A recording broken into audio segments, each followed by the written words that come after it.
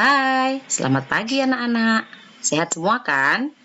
Hari ini kita masih belajar tema 6, subtema 1, pembelajaran 3. Dengarkan baik-baik ya.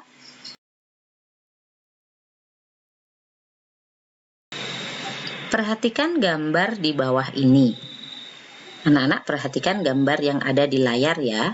Jika kalian lihat, kira-kira gambar apa itu ya? Betul, di situ ada gambar sebuah ruangan yang kelihatan kotor, tidak rapi, semua serba berantakan. Ada bekas-bekas makanan yang belum dicuci. Lihat nih, ada piringnya yang kotor, gelas dan piring yang ditumpuk masih kotor. Di sini juga ada bekas ikan, baju berserakan di sini, ya nak ya. Kemudian nih ada sampah. Ini menunjukkan bahwa yang punya rumah itu malas bersih-bersih. Dan jika kita malas membersihkan rumah, beginilah jadinya. Suasana rumah jadi kotor dan tidak nyaman ditempati. Bagaimana bisa nyaman? Orang di samping kiri kanannya sampah semua, kotor semua, ya kan? Lalu banyak semut, banyak lalat, dan serangga lainnya. Kalau sudah banyak yang kotor, lalat pasti akan masuk. Ya, semut juga cepat sekali dia mencium bau-bau masakan, ya kan? Kemudian pakaian yang kotor dan menumpuk juga akan mengundang nyamuk. Padahal nyamuk itu membawa penyakit yang sangat berbahaya untuk kita. Lalu, apa yang harus kita lakukan agar rumah tersebut bisa bersih? Ayo, menurut kalian, apa yang harus kita lakukan agar rumah tersebut bersih? Yang pertama, membuang sampah pada tempatnya. Ya, tidak dibiarkan berserakan begitu saja. Yang kedua, mencuci piring dan gelas setelah dipakai. Jadi, piring dan gelas yang sudah dipakai segera dicuci. Jangan dibiarkan menumpuk. Lalu yang ketiga, meletakkan barang sesuai pada tempatnya. Contoh, ini ada celana di sini ya nak ya. Celana ini seharusnya di mana? Jika kotor, taruhlah di keranjang tempat baju kotor. Jika itu bersih, lipat yang baik, taruh di lemari. Ya, bantal di mana seharusnya? Di atas sofa ini. Ya, lalu piring seharusnya kemana? Dicuci langsung, ditaruh di rak piring. Itu ya, meletakkan barang sesuai pada tempatnya. Lalu yang keempat, menyapu lantai. Lantainya disapu biar bersih. Kemudian mengepel lantai agar tidak lengket. Jika kita melakukan 5 hal ini, maka rumah kita akan senantiasa bersih. Nah, untuk yang slide selanjutnya, Ibu akan mengajak kalian untuk berpikir. Di sini ada kebiasaan baik dan kebiasaan yang tidak baik atau buruk. Perhatikan gambar berikut ini. Perintahnya adalah beri tanda centang. Ini namanya centang ya anak-anak ya. Pada gambar kebiasaan baik. Lalu beri tanda silang pada gambar kebiasaan yang tidak baik. Nah, menurut kalian gambar ini nih, gambar yang nomor 1, apakah kebiasaan baik atau tidak? Baik. Jika baik, centang apa silang? Centang, betul sekali. Gambar yang kedua, kalian lihat baik-baik. Dia sedang apa itu? Dia sedang makan tetapi bungkusnya dibuang sembarangan. Menurut kalian, itu kebiasaan baik atau buruk?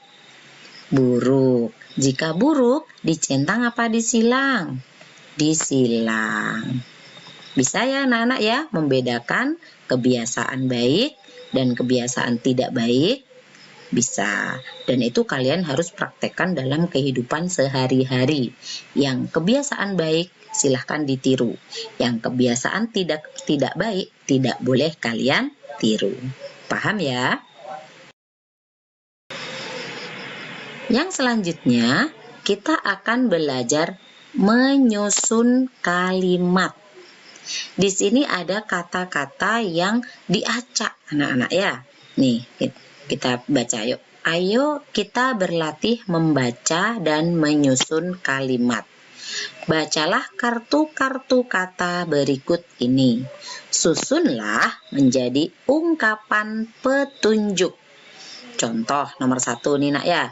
Sampah, tempatnya, pada, buanglah. Menurut kalian, jika kata-kata acak ini disusun menjadi kalimat yang benar, bagaimana jadinya? Jadinya adalah seperti ini. 1 kira-kira yang mana? 1, buanglah. Lalu apa lagi? Yang kedua?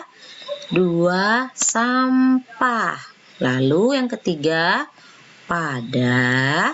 Yang keempat? Tempatnya. Jika disusun menjadi kalimat yang benar, maka menjadi buanglah sampah pada tempatnya. Lalu bagaimana dengan kalimat yang ini?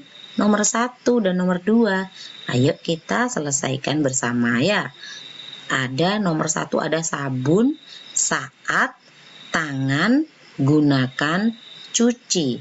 Kira-kira yang nomor 1 yang mana ya? Ini dia, gunakan. Gunakan apa? 2, sabun.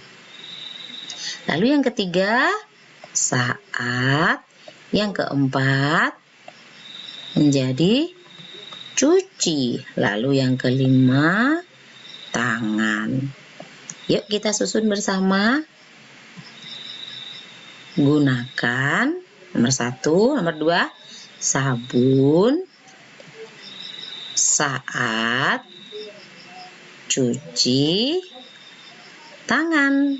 Seperti itu ya. Untuk nomor 2, yang pertama yang mana ya kira-kira? Disapu hari, lantai setiap harus. Nomor 1 lantai. Lantai. Nomor 2 harus disapu setiap hari. Maka susunan kalimat yang benar adalah lantai harus disapu setiap hari. Bisa ya anak-anak ya? Oke, kita lanjutkan ya. Nah, untuk yang selanjutnya ini kita akan belajar berhitung. Kita baca percakapan antara Ibu dan Dayu. Ceritanya seperti ini anak-anak. Dengarkan ya, biar kalian paham alur ceritanya.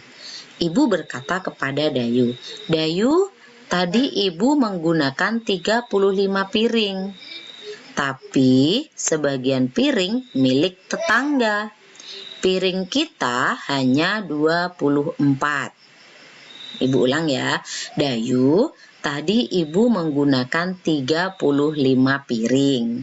Tapi sebagian piring milik tetangga. Piring kita hanya 24. Coba hitung banyak piring yang ibu pinjam." Nah, Dayu disuruh menghitung sama ibunya jumlah piring yang dia pinjam. Dayu berkata, "Baik Bu, aku akan mencoba menghitungnya." Nah, di sini Dayu berusaha untuk menghitungnya. Kemudian Dayu berkata lagi, "Piring yang digunakan ada 35. Piring ibu ada 24. Ibu berkata, "Coba tentukan berapa piring pinjaman." Lalu Dayu pun menjawab dengan cara mengurangkan 35 dengan 24 Bu, gitu katanya. Jadi Dayu ini pintar dia bisa mengetahui cara menghitungnya. Kata Dayu dengan cara mengurangkan 35 dengan 24. Lalu kata ibu, benar sekali Dayu. Lalu bagaimana cara menghitungnya? Yuk kita simak slide selanjutnya. Piring yang digunakan oleh ibu berjumlah 35. Seperti ini ilustrasinya. 10, 20, 35. Nah, ini adalah jumlah piring yang digunakan oleh ibu. Jumlah piring yang digunakan ada 35, tetapi yang 24 itu piringnya ibu. Kita sekarang kurangi 24, kita ambil. Kita silang. Kalau 1 ini kan 10, berarti kalau 20 kita silang 2. Nah, kemudian 4-nya kita silang yang satuan. 1, 2, 3, 4. Nah, 35 dikurangi 24 jadinya adalah, jika satu blok DNS ini 10, jadi ini kita hitung 10 ya anak-anak ya. Ini 10 ditambah satuannya ini tinggal 1. Jadi berapa? 11. Pintar sekali. Jadi piring yang dipinjam oleh ibu jumlahnya ada 11. Seperti ini. Banyak piring pinjaman 35 dikurangi 11. Seperti ini cara menghitungnya ya nak ya. Ini ada 35, ada 24. Kalau 35 itu terdiri dari 30-an 5 satuan. Perhatikan, 3 yang di sini pindah ke sini, 5 yang di sini pindah ke sini. 30-an 5 satuan. Lalu yang 24, 20-annya tulis di sini, 4 satuannya tulis di sini. Setelah itu lihat tandanya. Ini dikurangi. Jadi 5 dikurangi 4, 1. Dan 3 dikurangi 2 sama dengan 1. Jadi jumlahnya atau hasil akhirnya adalah 11. Jadi jumlah piring yang dipinjam oleh ibu ada 11. Paham? Jika belum, silahkan kalian ulang-ulang lagi videonya ibu ya. Kita masuk ke tugas. Anak-anak, untuk tugas ini tulis soal dan jawaban. Tapi untuk gambar ini tidak usah ya. Gambar kan susah ditulis. Ya, digambar susah. Jadi kalian langsung masuk ke soal saja. 1, 2. Ini soal yang nomor 3. Dan ini soal nomor 4 dan 5. Silahkan dikerjakan dengan baik ya. Terima kasih.